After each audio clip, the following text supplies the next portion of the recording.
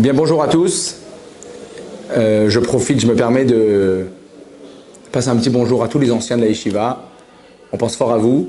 Je ne vais pas dire de nom pour pas causer de problème. En tout cas, on pense fort à vous. On vous a langui. Alors, on va essayer, Bezrat Hashem, de faire un petit peu d'ordre dans la paracha. Il y a au début de la paracha, tout le monde connaît Akadosh Baruch Hu qui va éprouver Avraham Avinu. C'est la première fois où on rencontre Akadosh Baruch Hu qui va parler à Avraham. On est au tout début de l'histoire. J'aurais dit du peuple juif, parce que c'est réellement Avraham qui va être le premier patriarche finalement. Et Akadosh Baruch Hu, il dit à Avraham Avinu, Lech lecha me'artzecha u'mimolatecha u'mibet avicha el haaretz asher areka. Me'artzecha u'mimolatecha u'mibet avicha. Donc Akadosh Baruch Hu demande à Avraham Avinu de quitter sa ville, de quitter son pays, de quitter sa maison. Alors, on ne va pas s'attarder sur les psukim, mais en tout cas ici les Mefarshim vont expliquer. On ne parle pas uniquement en termes géographiques, mais on parle surtout en termes de valeurs, où Akadosh Baruch Hu demande à Avraham Avinu de quitter toutes les valeurs qu'il a reçues de son pays, de sa ville et de sa maison, donc toute la Avodah Zara. Avraham Avinu vivait dans un environnement qui était plongé dans l'idolâtrie.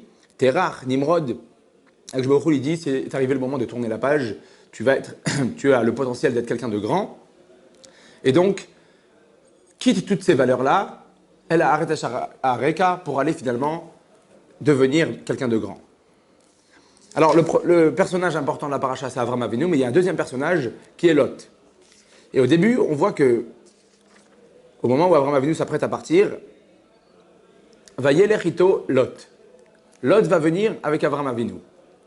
A priori, va Yelechito Lot, ça voudrait dire que Lot a fait un choix très difficile, parce que comme on a dit, on est dans une période d'idolâtrie, et sûrement que Lot était tiraillé entre ce monde-là d'idolâtrie, et tout d'un coup son tonton Avraham, son oncle Avraham, qui seul au monde a découvert Akadosh Baruch Hu. Avraham va partir, Avraham a déjà prouvé qu'il a sûrement raison, il a survécu à la fournaise. Va Yelechito Lot, et a priori Lot il fait un choix de partir avec Avraham. Mais le problème, c'est que en Lashon HaKodesh, quand on veut dire que quelqu'un part avec, donc on dit imo. Imo, ça vient du mot am, un peuple. Qu'est-ce que c'est un peuple? C'est un groupe de personnes qui ont la même devise, qui ont le même but.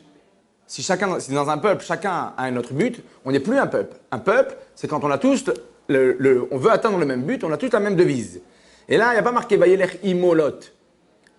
C'est pas marqué que Lot a été avec Avraham, avec le même but qu'Avraham. C'est marqué Vayelech ito, il a été avec.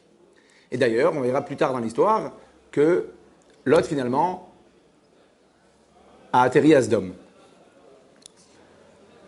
Alors il y a beaucoup de petits points très intéressants dans les psukim. On n'a pas le temps maintenant d'expliquer chacun, donc on va tout de suite aller à la fin de l'histoire.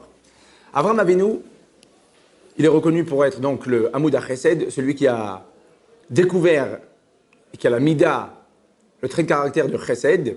Le Chesed, c'est pas uniquement être gentil avec les gens, mais le Chesed, ça implique aussi la patience. Ça veut dire qu'Avraham Avinu, c'était sûrement l'homme le plus patient du monde, celui qui était ouvert à tout le monde, celui qui avait envie de faire du bien avec tout le monde. Il avait sa tente qui était ouverte des quatre coins. Et Avraham Avinu, c'est sûrement par cette gentillesse-là et par cette patience et cette envie de bien faire qu'il essaye de convaincre Lot, parce qu'on le verra dans les psukim, que finalement il a dû convaincre Lot de venir avec lui. Il n'a pas envie de laisser Lot dans la Avodah Zara, dans l'idolâtrie. Arrivé un moment où on connaît la dispute qu'il y a eu entre les troupeaux de Lot et les troupeaux de Avraham, où Lot faisait paître ses troupeaux en Eretz Israël, et Avraham est venu chez Lot en lui disant « C'est du vol, ça ne t'appartient pas, c'est pas à toi ». Et Lot lui a répondu, puisque Akadosh Baruch Hu t'a promis cette terre, et puisque toi, Avraham Avinu, tu n'as pas d'enfant, donc l'unique héritier, c'est moi. Donc, qu'est-ce que ça change? Au final, c'est à moi. À ce moment, on a l'impression que Avraham Avinu, comme si Avraham Avinu, il craquait. Et Avraham Avinu, comme si la patience d'Avraham Avinu avait une limite. Et Avraham Avinu, il lui dit, il paraît de Naméalaï, ça y est, il faut qu'on se quitte, il faut qu'on se sépare, on ne peut plus vivre ensemble, c'est plus possible. Alors qu'Avraham Avinu, comme on a dit, est le symbole de la patience, c'est lui qui a insisté pour que Lot vienne avec lui, et tout d'un coup, on dirait qu'Avraham Avinu, ça y est, là on ne peut plus. Et Lot, parallèlement, il a fait un pas pour venir avec Abraham, et tout d'un coup, il craque. Quand Abraham Avinu va lui demander vers où tu veux aller, il va à Sodome. Alors on n'aura pas le temps de s'arrêter sur chacun des personnages, mais je voudrais reprendre un point.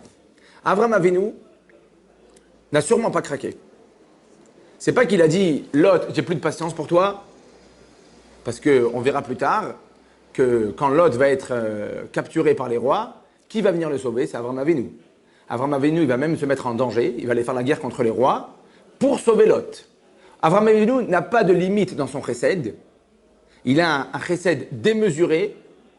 D'ailleurs, peut-être que si nous, on devait ressembler à Abraham Avinu, on n'aurait pas le droit de faire le chesed démesuré qu'Abraham il a fait. Abraham, il a fait ce chesed-là parce que c'était le premier homme qui a descendu le chesed. Nous, on doit s'inspirer d'Abraham Avinu, mais Abraham Avinu avait un chesed démesuré. Il va se mettre en danger pour aller sauver Lot. Alors qu'a priori, Lot n'a, quand bien même qu'il a suivi Abraham, ça n'a pas l'air d'être un grand sadique. D'ailleurs, il va voler.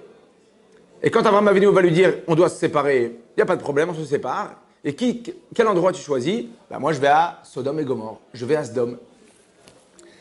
Abraham Avinu, au moment où il dit à Lot de se séparer, il lui dit qui achim anachnu. Il lui dit pas j'en peux plus de toi, je peux plus te voir, tu me fais craquer, j'ai plus de patience. Non. Abraham Avinu, il lui dit on est des frères. Et je continuerai à m'investir pour toi. Et je viendrai te sauver quand il faudra. Par contre, maintenant, il faut qu'on se sépare. Il faut à tout prix qu'on se sépare. Pourquoi, à ce moment précis, Abraham Avinu, il a dit il faut qu'on se sépare? Pourquoi maintenant? Et pourquoi Abraham Avinu le fait? Pourquoi il ne s'investit pas encore dans Lot? Alors, c'est les deux points qu'on voudrait soulever. Le premier point, c'est que Abraham Avinu a compris qu'avec tout ce qui s'investit dans Lot, ça ne marche pas. Il a beau essayer de lui faire passer des messages et de lui expliquer que là c'est du vol et que là c'est ci, que là c'est... Chez Abraham Avinu, ça ne passe pas. Abraham Avinu n'arrive pas à faire passer les messages à Lot. Et donc à un moment, Abraham il comprend que le seul moyen que Lot il retrouve ses valeurs, c'est en quittant Abraham. C'est en allant dans le mal, où c'est là souvent où on a ce phénomène, on commence à retrouver des valeurs. Tant qu'on est en Eretz Israël, des fois, il y a des gens qui ont du mal. C'est un phénomène qu'on retrouve régulièrement, fréquemment.